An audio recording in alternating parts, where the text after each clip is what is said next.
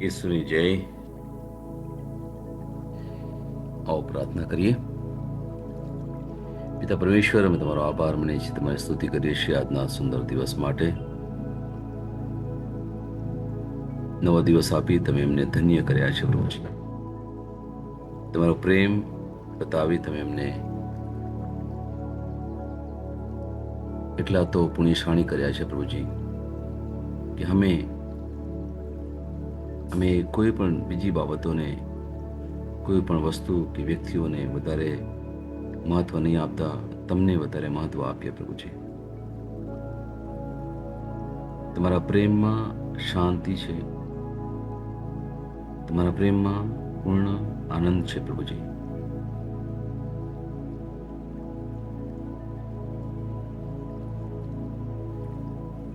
આભાર હો પ્રભુજી. આજનો દિવસ શરૂ કરીએ. આજનું વચન માથીનો 22મો અધ્યાય 37 થી 39મી કડી સુધી. માથી 22, 37 થી 39. ઈસુએ જવાબ આપ્યો, તારે ઈશ્વર તારા પ્રભુ પર તારા પૂરા હૃદયથી, તારા પૂરા જીવથી અને તારા પૂરા મનથી, એટલે કે તારા સમગ્ર વ્યક્તિત્વથી પ્રેમ રાખવો. આ જ શ્રેષ્ઠ અને સૌથી અગત્યની આજ્ઞા છે. બીજી સૌથી અગત્યની આજ્ઞા આ છે, જેવો પોતા પર તેવો જ બીજા પર પ્રેમ રાખ.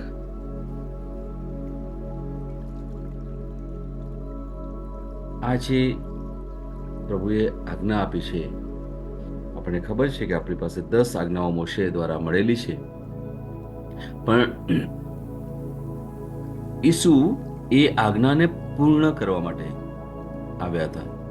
અને એને કહેવાય ને કે એ 10 આજ્ઞાને એકદમ સંક્ષિપ્તમાં એને સમરી દ્વારા 2 આજ્ઞા દ્વારા બતાવે છે આપણને. એ ઘણીવાર એ આજ્ઞાઓ આપણે જોઈએ છીએ ત્યારે આપણને ખરેખર આપણે તો બહુ જ પાપી છે, આપણે તો નબળા છીએ, એવી બધી લાગણીઓ આપણને આવે. અને વારે વારે એ જ્યારે આપણને યાદ કરવામાં આવે છે ત્યારે આપણે થોડા નબળા પડી જઈએ છીએ. અને પછી એક સમય એવો લાગે છે કે હવે મારા માટે શક્ય જ નથી, અને એટલા માટે આપણે પછી એને ગૌણ રીતે લઈએ છીએ. હવે શું કરીએ, નથી થતું. અમુક વાર એ આજ્ઞાઓ બધી આપણે પાડીએ છીએ પણ ખરા, અને પછી પોતાની જાતને આપણે બહુ જ પવિત્ર પણ માનતા હોઈએ.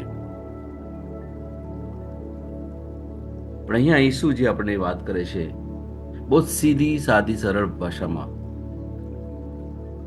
શું કહે છે અહીંયા, તારે ઈશ્વર તારા પ્રભુ પર તારા પૂરા હૃદયથી, તારા પૂરા જીવથી અને તારા પૂરા મનથી, એટલે કે તારા સમગ્ર વ્યક્તિત્વથી પ્રેમ રાખવો. અને અંગ્રેજીમાં આપણે કહીશું વર્ટિકલ, નીચેથી ઉપર એ સંબંધ. અને બીજું શું છે, એ બીજી સૌથી અગત્યની આજ્ઞા શું કે છે, જેવો પોતા પર તેવો જ બીજા પર પ્રેમ રાખ. એને આપણે અંગ્રેજીમાં કહીએ હોરિઝોન્ટલ, વર્ટિકલ અને હોરિઝોન્ટલ. કે એટલે પિતા પરમેશ્વર સાથે સંબંધ, અને પછી માનવજાત સાથે સંબંધ. અને માનવજાતમાં બધા જ આવી ગયા. એક જગ્યાએ કહ્યું છે, તારા પડોશી પર પ્રેમ રાખ. તમારો પડોશી કોણ? સૌથી પહેલા પડોશી કોણ તમારું? જો તમે લગ્ન ગ્રંથથી જોડાયા હોય તો સૌથી પહેલો પડોશી તમારો પતિ હોઈ શકે અથવા તમારી પત્ની, એ તમારો સૌથી પહેલો પડોશી કહેવાય. અને પછી તમારા બાળકો હોઈ શકે, તમારા મા બાપ હોઈ શકે, તમારા બીજા સગાવાલા હોઈ શકે, મિત્રો હોઈ શકે, આજુબાજુના લોકો હોઈ શકે, જ્યાં જ્યાં તમે કામ કરો છો અથવા ધંધો કરો છો ત્યાં લોકો હોઈ શકે. અને પછી બધા બીજા શું કહે છે, બહુ સરસ અહીંયા છે, જેવો પોતા પર તેવો જ બીજા પર પ્રેમ રાખ. બીજા અહીંયા કોઈ વ્યક્તિનું નામ નથી આપ્યું, બીજા એટલે બધા જ દુનિયા સર્વ લોકો એ રીતે આવી શકે.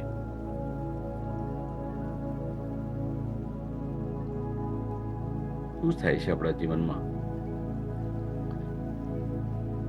એના વિશે આપણે આજે વાત કરીશું. કારણ કે એ સમયમાં યહૂદી લોકો મોશેની જે 10 આજ્ઞાઓ છે એને એટલું સચોટ રીતે પાળવા માટે પ્રયત્ન કરતા હતા. અને ખાસ કરીને જે ફરોશીઓ, જે પોતાની જાતને પુરોહિતો કહેતા હતા એ સમયે, એ લોકો એની પર બહુ જ ભાર આપતા હતા. અને લોકોને પણ આ જ કે 10 આજ્ઞાઓને પાલન કરો, અને પછી જો તમે ના કરો તો પછી એ વખતેના બીજા ઘણા બધા એવા નિયમો હતો, તો લોકોને એ પ્રમાણે સજા પણ કરે, અથવા એ લોકોની પાસેથી દાન પણ એવું બધું ઉઘરાવે. અને કારણ કે તમે તો બધા પાપી છો, ને બધું જાત જાતનું બધું ચાલતું હતું એ વખતે. એનો તમે ઇતિહાસ, જો તમને સમય મળે, શક્ય હોય તો તમે એ ઇતિહાસ તમે જોઈ શકો. તો એ વખતે કેવી બધી વૃત્તિઓ ચાલતી હતી, કેવા બધા દુર્ગુણો ચાલતા હતા. અને ત્યાં ઈસુ એ 10 આજ્ઞાઓ વિશે એને પૂર્ણ કરે છે એકચ્યુઅલી આ 2 આજ્ઞા દ્વારા. એટલે એને આપણે સમજવાની ખાસ જરૂર છે. એટલે આજે આપણે જે બાબતની વાત કરીએ છીએ એ છે કે કેવી રીતે હું ઈશ્વર સાથે સંબંધ રાખું, અને જેવો મારો સંબંધ ઈશ્વર સાથે એવો જ મારે બીજા સાથે પણ, અથવા એનાથી અલગ જેવો મારો સંબંધ મારા બીજા લોકો સાથે છે એવો જ મારા ઈશ્વર સાથે સંબંધ છે કે કેમ. કારણ કે બંને હંમેશા સાથે જ જવા જોઈએ.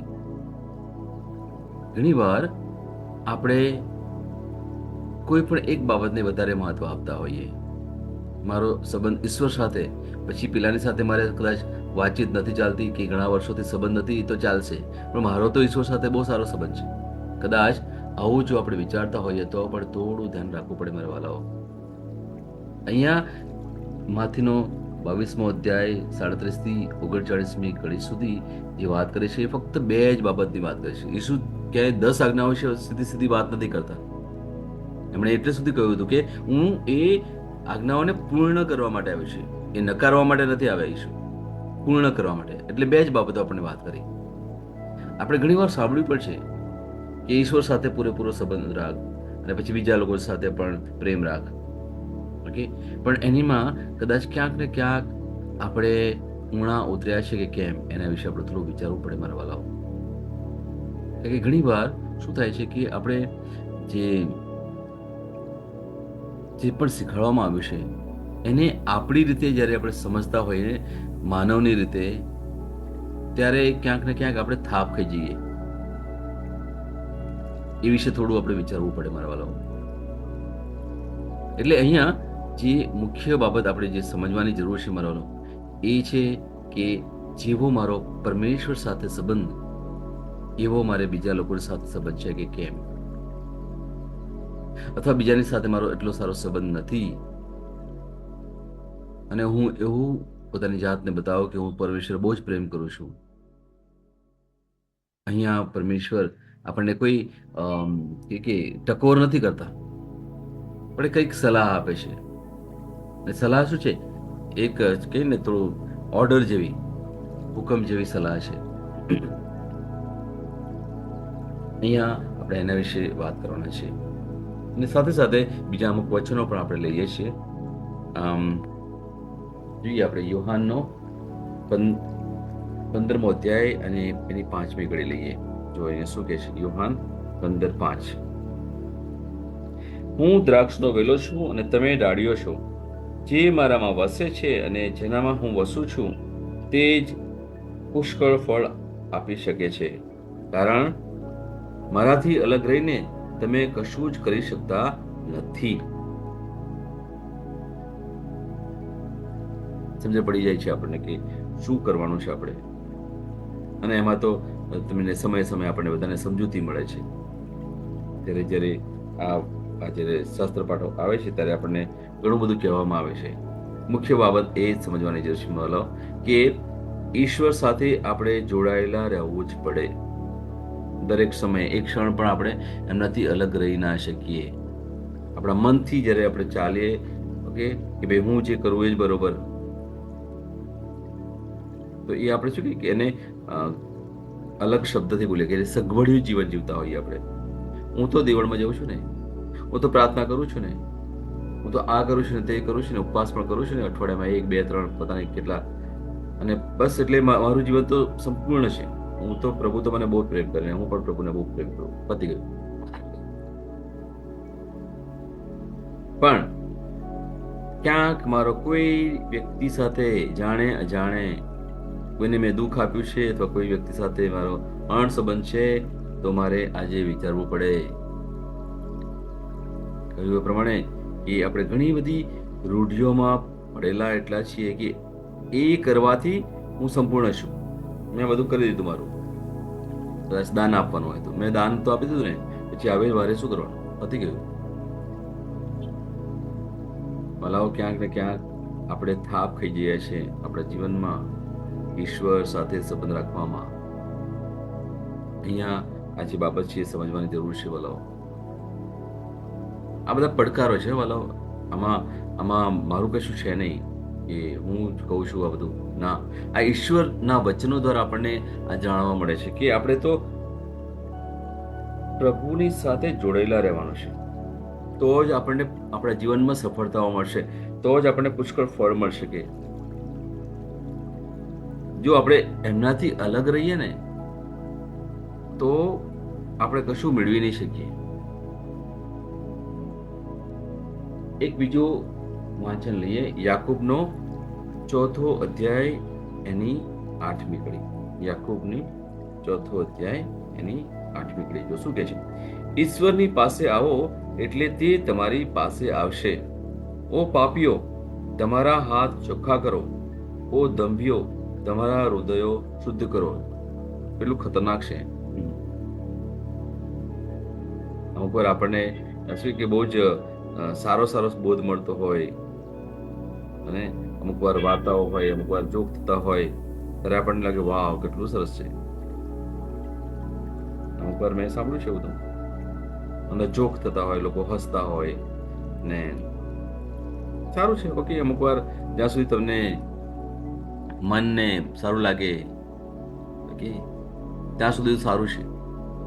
પણ ક્યારે એક વાત આપણે સમજીએ કે ક્યારે ઈસુએ એમના પ્રચારમાં ક્યાંય જોક નથી કર્યો, લોકોને હસાવ્યા નથી. એ સીધી વાત કરે છે, સીધી, કોઈને ગમે ના ગમે. અહીંયા પવિત્ર આત્મા દ્વારા જ્યારે વાત કરું છું ત્યારે કોઈ એવી બાબત વાત નથી કરતા જે દુનિયાની બાબત હોય ને એ આપણે પરમેશ્વરને આપણે હળવાશથી લેતા હોય, ના, એવી વાત ક્યારેય નથી કરતા આપણે.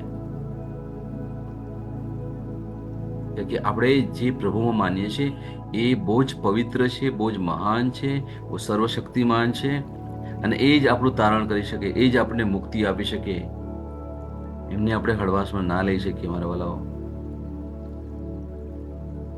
એ આપણા મિત્ર આપણે બોલી શકીએ, એ આપણા ભાઈ પણ બોલી શકીએ, કારણ કે પરમેશ્વરના જો પુત્ર ઈસુ હોય ને આપણે પણ પરમેશ્વરના દીકરા દીકરીઓ હોઈએ તો એ સંબંધમાં ઈસુ આપણા ભાઈ થઈ શકે.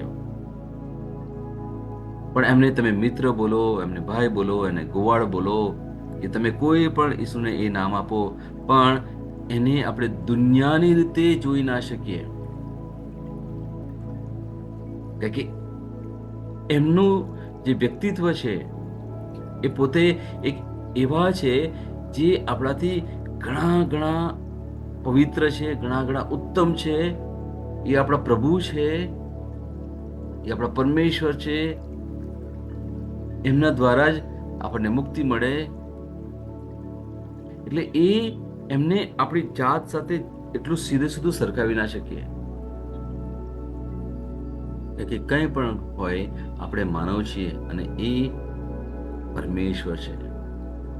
એટલે એમનો એક બહુ જ ગંભીર આદર હોઈ શકે, આદર રાખવાનો હોય.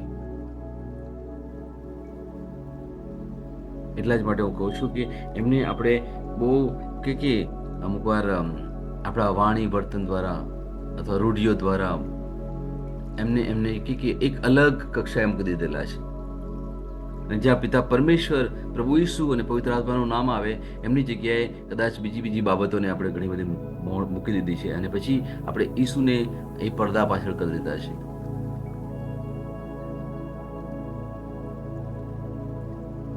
મારા વાલાઓ, વિચાર કરવાની બહુ જરૂર છે. આ સમય હવે એવો આવ્યો છે જ્યાં જે બધું થઈ રહ્યું છે આપણને લાગે છે આ જ યોગ્ય છે અને આ જ બધું બરોબર ચાલે જ રહેશે. પણ વાલાઓ, ક્યાંક ને ક્યાંક ઘણું બધું બહુ જ ખોટું થઈ રહ્યું છે.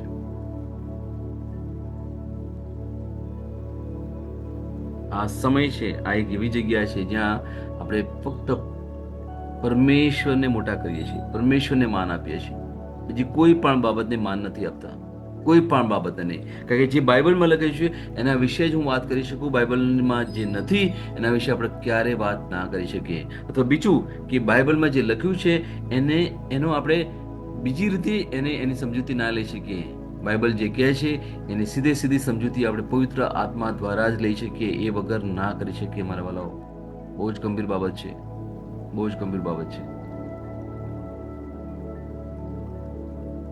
આપણો ઉદ્ધાર કરનાર ફક્ત પ્રભુ ઈસુ છે.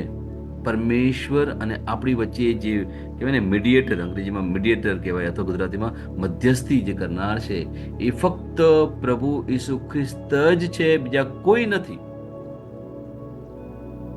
બીજા કોઈ નથી. જો તમારા મનમાં કોઈ એવી વ્યક્તિ પણ આવતી હોય તો આજે પવિત્ર આત્માની પ્રેરણાથી તમે સાચા રસ્તા પર આવી જજો મારા વાલા. હું તમને વચન દ્વારા એ વાત કરી શકું અને મેં કહ્યું જ છે પણ કરું વચન દ્વારા. જો તમે વાંચવું હોય તો લુકનો 22મો અધ્યાય 31મી થી 32મી કડી તમે વાંચજો, તમને ખબર પડશે કે પરમેશ્વર અને આપણી વચ્ચે, સ્વર્ગ અને પૃથ્વીની વચ્ચે કોણ છે મધ્યસ્થી? એ છે ફક્ત પ્રભુ ઈસુ ખ્રિસ્ત, બીજા કોઈ જ નહીં, બીજા કોઈ જ નહીં.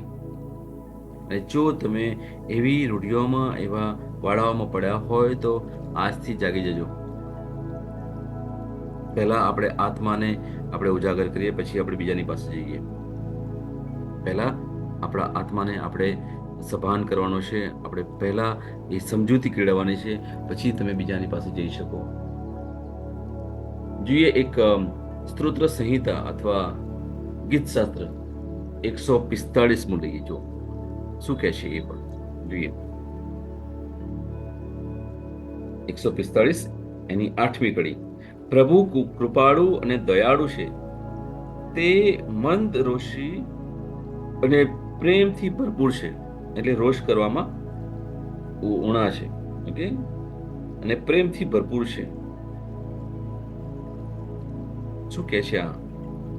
પ્રભુ દયાળુ અને કૃપાળુ છે. આપણને આ બે બાબતની બહુ જરૂર છે વાલાઓ. આપણે ઘણી વાર કહીએ છીએ પ્રભુ દયા કરો, પ્રભુ કૃપા કરો. પ્રભુ છે જ ખરા, પ્રભુ કૃપાળુ પણ છે અને પ્રભુ દયાળુ પણ છે. અને આપણી ઉપર રોષ નથી રાખતા, આપણી પર ગુસ્સો નથી કરતા.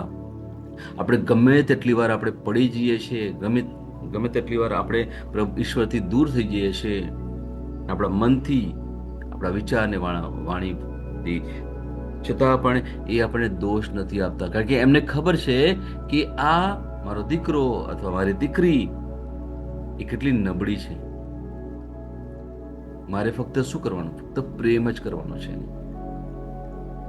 શું છે? તે મંદ રોષી અને પ્રેમથી ભરપૂર છે. કેટલું સુંદર વચન, કેટલું સુંદર વચન. 145 એનું 8મું વચન છે. બહુ સુંદર વચન છે, બહુ સુંદર વચન. મેં તમને પહેલા પણ કહ્યું કે જો તમારે કોઈ પણ વચન ઉપર તમારે ધ્યાન ધરવું હોય ને તો તમે એક જ વચન લેજો, એક જ વચન. ઓકે, જ્યારે તમે શાંતિથી બેસો ત્યારે એક જ વાક્ય તમે લેજો, અને પછી એને વાગોળ કરજો. તમે બોલ કરજો, આંખો બંધ કરીને એ વચન તમે વાંચ કરજો અથવા બોલ કરજો. ઓકે, અને પછી થોડા સમય પછી તમે એકદમ શાંત થઈ જશો, કારણ કે પછી તમને એ વાગોળવાની પણ ઈચ્છા નહીં થાય. અને પછી તમે શાંત થઈ જશો અને એ તમારો મન એ જ વાક્ય બોલ્યા કરશે અથવા અમુક વાર એક શબ્દ બોલ્યા કરશે. તમારે શબ્દોથી તમે નહીં બોલો, મોઢાથી નહીં બોલો તમે, પણ પછી એ મનમાં ચાલ્યા કરશે. અને એ પણ પછી એક સમય પછી એ પણ શાંત થઈ જશે. અને ત્યાર પછી જે થશે એ બહુ જ ઉત્તમ થાય છે મારા વાલા, બહુ જ ઉત્તમ. શું છે? એ પરમેશ્વર તમારી સાથે વાત કરશે. કારણ કે શરૂઆતમાં આપણે જે બોલીએ છીએ આપણા મોઢાથી બોલીએ છીએ, એ આપણા શરીરથી બોલીએ છીએ, પછી આપણે મનથી બોલીએ છીએ, અને ત્રીજું એ આત્માથી પણ આપણે બોલીએ છીએ. આપણે કરીશું, આપણે એક એક પગથિયું ઉપર ચડ્યા. પહેલા શરીરથી, પછી મનથી, અને પછી ત્રીજું આવે છે આત્માથી. અને ત્યાર પછીનું જે ચોથું જે ક્ષેત્ર આવે છે એ છે પરમેશ્વરનો અવાજ. Praise the lord. આપણે જે અહીંયા કરીએ છીએ મારા વાલો રોજ, એ આપણે શું કરીએ છીએ? આપણે કેવી રીતે પરમેશ્વર સાથે સાચો સંબંધ કેળવી શકીએ એ શીખીએ છીએ મારા વાલો. કેવી રીતે હું આ દુનિયાના વાનાથી દૂર થઈ શકું અને ઈશ્વર સાથે સંબંધ જોડી શકું, એ આપણે કરીએ છીએ મારા વાલો. આજનું જે પ્રવચન છે આ ખરેખર જો તમે સાંભળશો અને પૂરેપૂરું સાંભળશો અને તમે વારે વારે સાંભળશો તો કંઈક ને કંઈક તમે આમાંથી લઈ શકશો. આ પડકાર તો તમારા ને મારા માટે પણ છે, આપણા દરેક લોકો માટે આ એક પડકાર હોઈ શકે. કારણ કે આપણે જેટલા કહેવાય ને કે બહુ શાંતિથી જીવન જીવીએ છીએ. શાંતિથી જીવન એટલે કે ચાલશે, કંઈ કરવું નથી. આપણે કહીશું હું 1 2 3 4 વસ્તુઓ જે કરું છું હું કરું છું, પછી એમાંથી મારે આગળ કશું કરવું નથી. કેમ? એટલા માટે કારણ કે એક ડગલું થોડું કઠિન જે છે એ પરમેશ્વર તરફ વધારે નજીક જવાનું, એ આપણને અસ્તવ્યસ્ત કરી શકે. આપણને પછી જે આપણી વૃત્તિઓ છે એનાથી દૂર થવાનું આપણને કહી શકે. ઘણીવાર આપણી જે વૃત્તિઓ છે એમાં એટલા આપણે કહેવાય ને કે વી આર રિલેક્સ્ડ, આરામથી આપણે બધું કરીએ છીએ. આપણને ખબર છે અમુક અમુક બાબતો નરસી પણ છે, નથી બરોબર, અને છતાં પણ કહે છે ચાલે, કશો વાંધો નહીં, પ્રભુ બધું જોવે છે, પ્રભુ સમજે બધું, પ્રભુ મને માફ કરે. આ ના વલાઓ, ધ્યાન રાખજો. આપણે એ બધી વૃત્તિઓથી દૂર થવાની જરૂર છે. રોજના રોજ આપણે પ્રયત્ન કરવાની જરૂર છે મારા વલાઓ.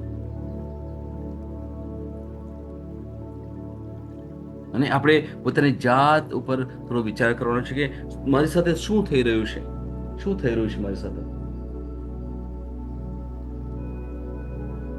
અમુક એનાથી આગળ પણ અમુક વચનો છે જે તમારે એની ઉપર આપણે મનન ચિંતન કરવું હોય તો બીજા હું તમને વચનો આપી શકું છું. એમાં છે રોમનો પત્ર 12મો અધ્યાય એની 10મી કડી, પછી કલોસાનો પત્ર છે 3જો અધ્યાય એની 13મી કડી, પહેલો યોહાન 4થો અધ્યાય એની 12મી કડી. આ બધા વચનો શું બતાવે છે? આ બધા વચનો આપણને એક જ બાબત બતાવે છે કે ફક્ત ઈશ્વર મહાન છે. ઈશ્વરને આપણે ગૌણ રીતે ના લઈ શકીએ. આપણે રોજનો રોજ આપણો પ્રયત્ન હોવો જોઈએ જ્યાં આપણે બતાવી શકીએ પ્રભુ તમે મને જેમ પ્રેમ કરો છો હું પણ તમને એવો જ પ્રેમ કરું છું.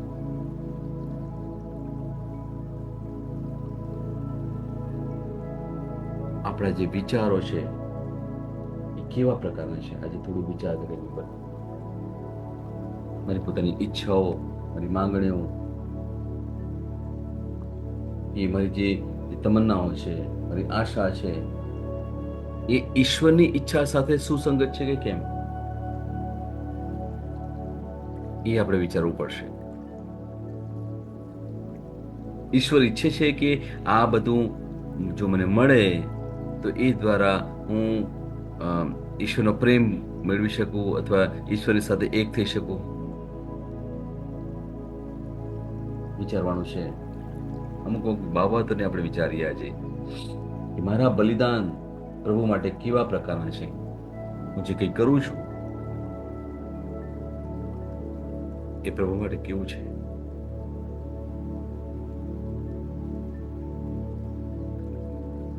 શું પ્રભુ સાથે મેલ મિલાપ કરું છું કે કેમ?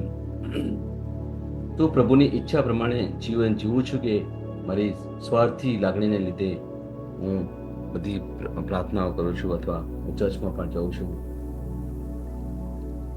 શું પ્રભુના પવિત્ર ભયથી વર્તું છું કે લોકોના ભયથી કે પરિસ્થિતિના ભયથી હું વર્તું છું?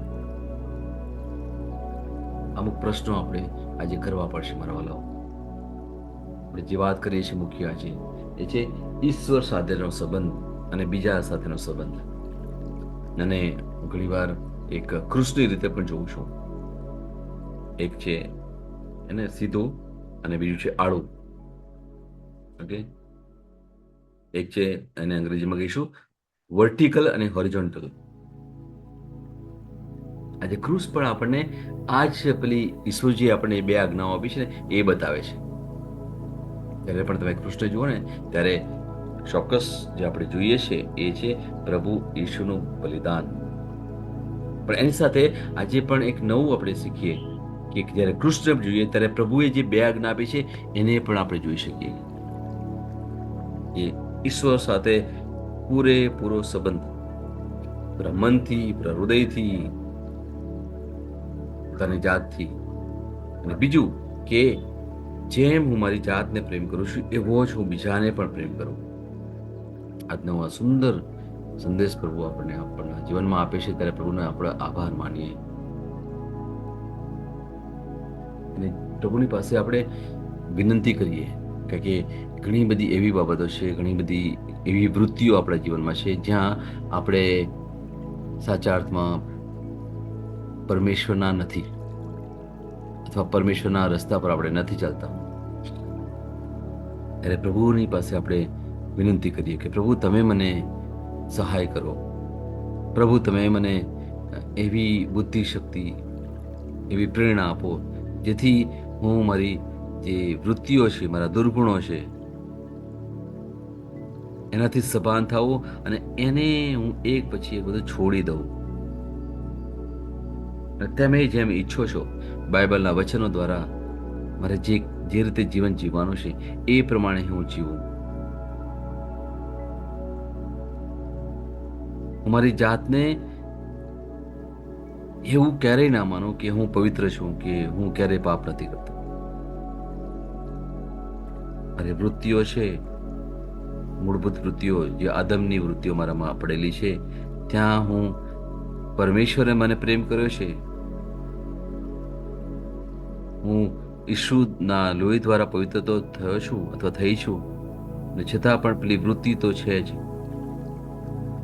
એનાથી મારે બહાર નીકળવાનું છે. એટલે હું શું વિચારું છું એની ઉપર વિચાર કરવાનો છે. આપણે પહેલા કહ્યું તેમ હું શું બોલું છું અને હું કેવું વર્તન કરું છું એની ઉપર મારે વિચાર કરવાનો છે. અને ત્યારે જ આપણે ઈશ્વર સાથે એક રહી શકીએ. પેલા દ્રાક્ષના વેલાની સાથે આપણે જોડાઈ રહી શકીએ. જ્યાં સુધી દ્રાક્ષનો વેલો કે એની સાથે ડાળી એની સાથે જોડેલી ના હોય તો એ ફળ ના આપી શકે.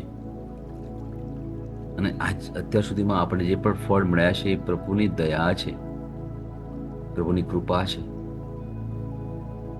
કારણ કે આપણે થોડા તો સમય દૂર થયા છતાં પણ આપણે પાછા જ્યારે સભાન થયા ત્યારે આપણે પાછા ઈસુની સાથે મળી ગયા. એટલે મેં તમને કહ્યું કે સ્તોત્ર સંહિતા અથવા ગીત શાસ્ત્ર 145ની 8મી જે કડી છે એ પ્રમાણે કે પ્રભુ તો કૃપાળુ છે, દયાળુ છે. એ ક્રોધ કરવામાં ધીમા છે પણ પ્રેમ કરવામાં બહુ જ પુષ્કળ પ્રેમ કરે છે આપણને પ્રભુ. આપણો ન્યાય નથી કરતા. સમય એક આવશે ત્યારે એ ન્યાય કરશે, પણ અત્યારે આપણે દુનિયામાં છીએ ત્યારે પરમેશ્વર આપણો ન્યાય નથી કરતા. એ જ આપણા માટે કહે ને બહુ જ રાહતની બાબત છે. હા, યાદ રાખજો વાલો. જો આપણો ન્યાય અત્યારે જો પરમેશ્વર કરે તો આપણને ખબર છે આપણી શું હાલત થાય. મને ઘણી વાર એ બાબત પર વિચારું ત્યારે મને બહુ જ ડર લાગે કે જો પ્રભુ અત્યારે આવે અને પછી એ કે હા બસ તારો ન્યાય કરું છું, તો કોઈ શક્યતા નથી કે પ્રભુ મને એમની પાસે રાખે. ના,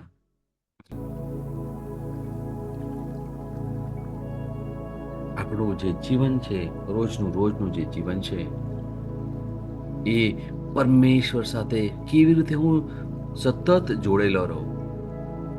એવો પ્રયત્ન આપણો હોવો જોઈએ મારા વાલા. સતત જોડેલા રહેવાનું. ક્યારેય પણ જો નાની અમથી ભૂલ પણ થઈ જાય ને તો તરત જ એની માફી માંગી લઈએ. એ વખતે આપણે ઊભા રહી જઈએ કે આ પ્રભુ સોરી, મારાથી ભૂલ થઈ ગઈ. ઓ સોરી, મારાથી આ બહુ બોલાઈ ગયું. અરે મારું નહોતું કરવું જોઈતું. પ્રભુ મને માફ કરો, મારાથી આ થઈ ગયું. બસ આટલું તમે બોલો ને, ઓ આપણો પ્રભુ કેટલો ઉત્તમ છે ખબર છે. તરત જ એસે કશો વાંધો નહીં, વાત આવી જા, પાછો આવી જા. આપણે જે પ્રભુમાં માનીએ છીએ ને, હું તમને સાચું કહું છું, આપણે જે પ્રભુમાં માનીએ છીએ, આપણો પ્રભુ એટલો ઉત્તમ છે ને, એટલો ઉત્તમ છે ને, એટલો પ્રેમાળ છે ને પ્રભુ. એટલો પ્રેમ તો તમે દુનિયામાં કોઈ વ્યક્તિ પાસેથી ના મેળવી શકો. કોઈ ગમે તે એટલું કહેશે ને કે હું તને બહુ જ પ્રેમ કરું છું, તારા માટે કંઈ પણ કરી શકું, તારા માટે મરી પણ જવું, પણ વાલાઓ, ઈશ્વરના પ્રેમની આગળ માનવનો પ્રેમ બહુ જ વ્યર્થ છે, કશું જ નથી. એટલા જ માટે, અને આપણે જે પરમેશ્વરને માનીએ છીએ ને, એ આપણા જીવંત પરમેશ્વર છે.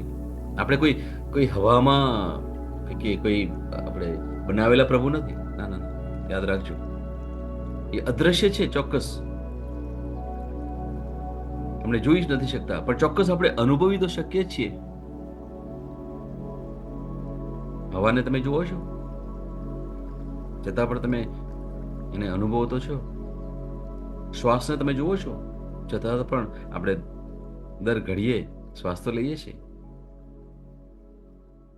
એવું જ પ્રભુનું પણ છે.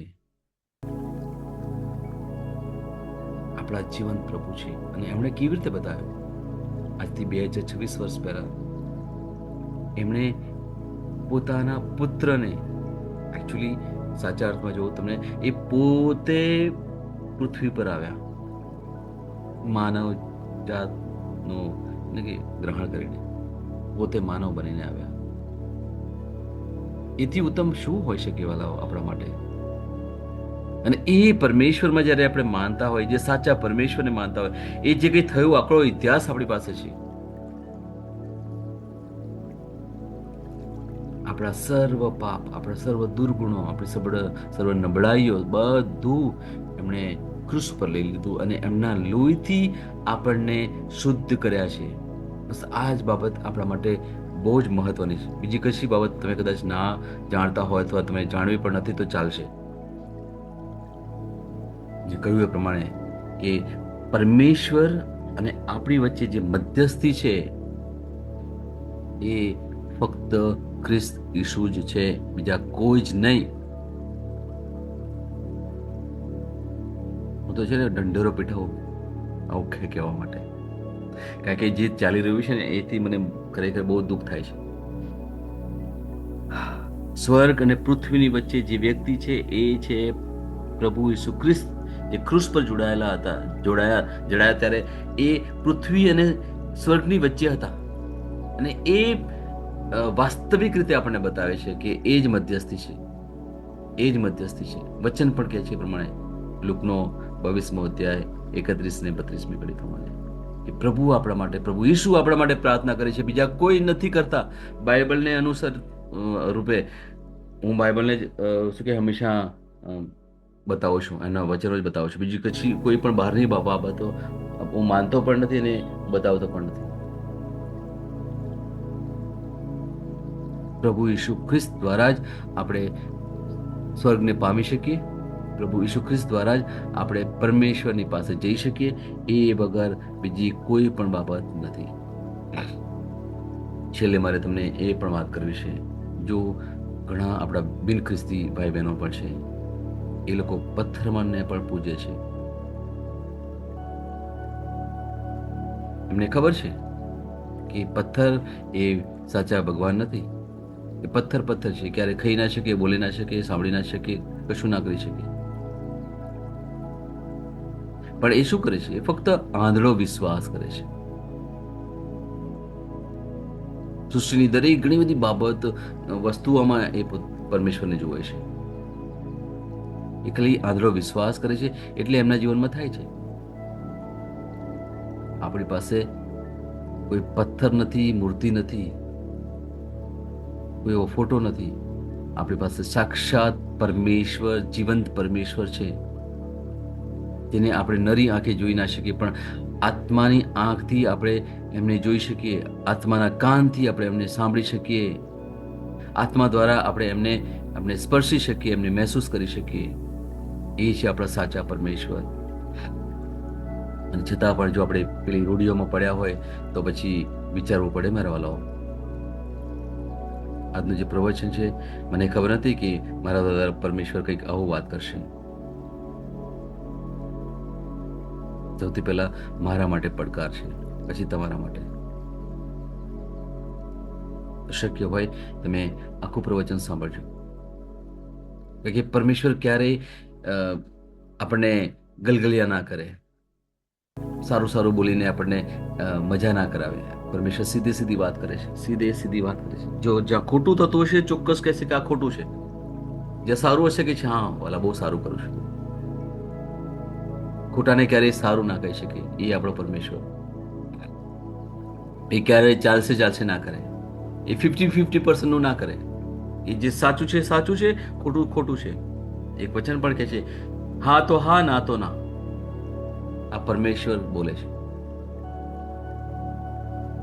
જો આપણું જીવન 50-50 હોય તો થોડું સભાન થવાની જરૂર છે વાલાઓ. કે ઘણું સારું પણ કરું છું અને એક બે બાબતો ખોટી પણ થઈ જાય છે, ચાલશે ના, નહીં ચાલે, ના ચાલે વાલાઓ. કે આપણો પરમેશ્વર છે એ સાચા પરમેશ્વર છે, સત્યના પરમેશ્વર છે.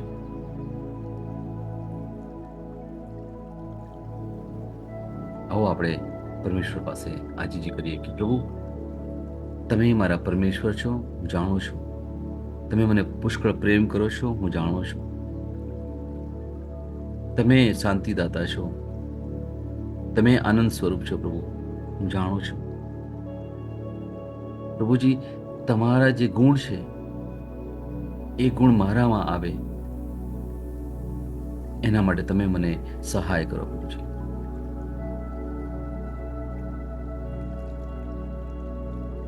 ઈસુની જય.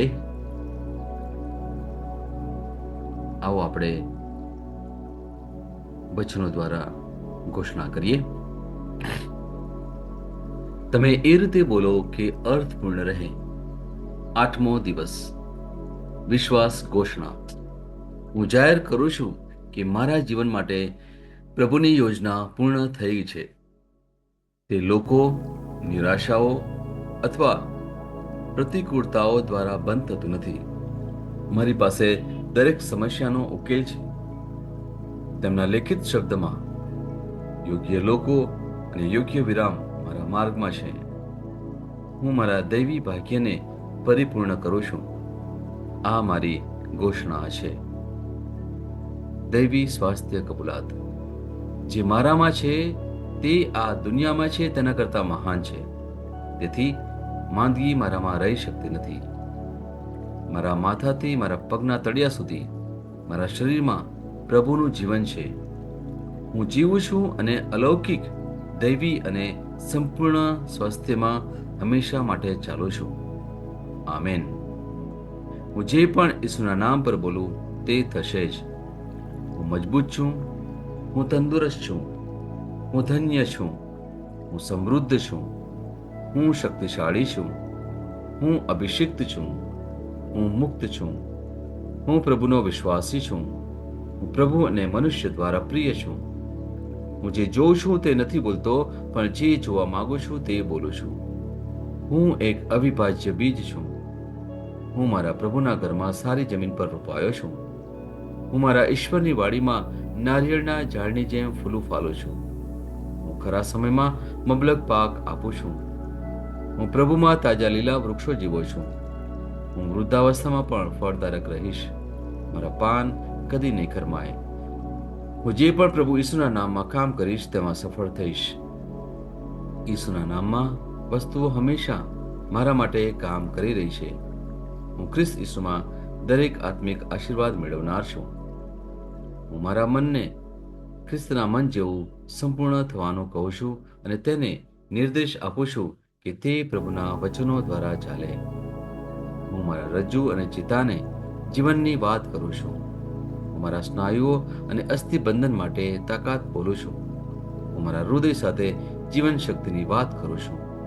હું સામાન્ય શ્વાસની પ્રક્રિયા જાળવવા માટે મારા ફેફસા અને પેશીઓ સાથે વાત કરું છું. હું મારી કિડની અને યકૃત સ્વાદુપિંડને સંપૂર્ણ સ્વાસ્થ્ય અર્પું છું. મારા લોહીના દરેક કોષમાં જીવન છે. મારા હાડકાં સાદા અને નાજુક અસ્થિઓ ગોઠવાયેલા, મજબૂત અને મક્કમ છે. મારી આંગળીઓ ઉત્તમ રીતે કાર્ય કરે છે. મારી આંખોનું તેજ સારું છે. મારા કાન શ્રેષ્ઠ રીતે કાર્ય કરે છે. મારી ત્વચા નવા જન્મેલા બાળક અને ઈશ્વરની સુંદરતા જેવી મુલાયમ અને તંદુરસ્ત છે. મારા વાળના મૂળ સજ્જડ છે. હું મારા વાળને મજબૂત રહેવાનો આદેશ આપું છું અને જ્યાં વૃદ્ધિની જરૂર હોય ત્યાં હું વાળ ઉગવાનું કહું છું. મારા દાંત, અવાળા, જડબા, રક્તવાહિની બધું જ સ્વસ્થ, મજબૂત અને સંપૂર્ણ છે. મારા બધા હોર્મોન્સ અને ન્યુરોકેમિકલ ટ્રાન્સમીટર એકબીજા સાથે સંપૂર્ણ સુમેળમાં છે અને તેમના કાર્યોને સામાન્ય રીતે ચલાવી રહ્યા છે. મારું પાચન તંત્ર તંદુરસ્ત છે. તમામ ખોરાકને પચાવવા સક્ષમ છે. હું ખ્રિસ્તની આજ્ઞા પાલનમાં તમામ પ્રકારના વ્યસનો, માદક દ્રવ્યો, ખાવું પીવું, ટેકનોલોજી, મીડિયા, વિલંબ, ગપશપ, આળસ, અતિશય ઊંઘ, સુસ્તી, અનિવાર્ય ખરીદી, દરેક પ્રકારનો અતિશય વપરાશ તમામને કાબૂમાં લાવું છું. જેમ ઈસુ છે તેવો જ હું છું. મારી પ્રજનન પ્રણાલી પૂરતી માત્રામાં અને સારી ગતિશીલતા દ્વારા શુક્રાણુનું ઉત્પાદન અને જમા કરી રહી છે. બહેનો માટે મારી પ્રજનન પ્રણાલી સમયસર ઈંડાકોષો ઉત્પન્ન કરે છે તથા જન્મ સુધી ગર્ભનું રક્ષણ અને પોષણ કરે છે. મારા અંગની દરેક પેશીઓ સંપૂર્ણ રીતે કાર્ય કરે છે અને હું મારા શરીરમાં કોઈ પણ ખામી કે ખોડખાપણને નકારું છું. મારી સંપૂર્ણ માનવ શરીર રચના અને શરીર વિજ્ઞાન ખ્રિસ્ત ઈસુમાં પૂર્ણ થયેલ છે. ઈસુના નામે હાલેલુયા, આમીન. ઈશ્વર પિતા મને પ્રેમ કરે છે, હું જાણું છું. ઈશ્વર પુત્ર મને પ્રેમ કરે છે, હું જાણું છું. ઈશ્વર આત્મા મને પ્રેમ કરે છે, હું જાણું છું. ઈસુની જય. ઈસુની જય. Hallelujah, hallelujah, hallelujah, hallelujah, hallelujah. Hallelujah la karama shekere bishi bala bara bare atara bashi tere me hekere bisha bala bara bete ela la bahare de shiri bishi ba karama shetere de shiri bishi mara bakere bishi tala la kere rahara basha bara bakere bishi beri beri bishi ri bara batara bashi beri kere de shiri bisha la ra ra de bashi bate de ela bara bahare kere bishi beri bela bara bashi beri tara kere shiri de bashi beri bala bara bashi beri bishi de lihere basha bara bara bakara basha bara bara bishi biri bishi biri biri bishi bara bara bishi biri bishi biri bishi kiri bishi bara batiri halaliya raba hara bekiri bishi biri kiri bishi bira batara bashi biri mitara bashi bira bakiri lihara bara bara bashi kiri bitara bahala kare me hetru shibir bakara mashpati mara bahatiri bisha libara bahatene mashubdi bara basha bara kiri bishi kiri kara kara kara basha bara kare kiri bishi ki lahara basha bara kare de bara de basha bara de kana masha bala bara batara basha bara bara kiri kiri shiri de shiri bisha bara basha bara bade lara basha bara bara be kiri bishi bara bara bala de bara basha bara kiri kiri shiri bishi bara bara shabara be Hola la bala bala kara bara basha bara tara bata tari koro kara basha bara bala kara masha bara bakini ma hagre bara bashi tur mashiri di bashi bara bashi bari bi daga bashi bara di raba dikhala makhala kari karo hekini misha bala bat di bishi bara bashi hekini mahatori bahadi diri shitida diha rama shaiki di bisha bala kara bashi di kare bishi di bara basha bara kiri heri di bara kare bashi di Ribara hatara bahati di kara masha di Rabasha Barabari Bisha Barabashiki. Hallelujah, Rabasha Baraba, Hallelujah. Thank you, Jesus. Praise, Jesus. Thank you, Jesus. Hallelujah, Hallelujah. Lord, पिता परमेश्वर no जय हो. પિતા પરમેશ્વરનો જય હો. प्रभु यीशु ख्रिस्त no जय हो. પ્રભુ ઈસુ ખ્રિસ્તનો જય હો. पवित्र आत्मा नो जय हो. પ્રભુ પવિત્ર આત્માનો જય હો. पवित्र त्रैक्य नो जय हो. પવિત્ર ત્રૈક્યનો જય હો. ईसु ने जय. ઈસુની જય.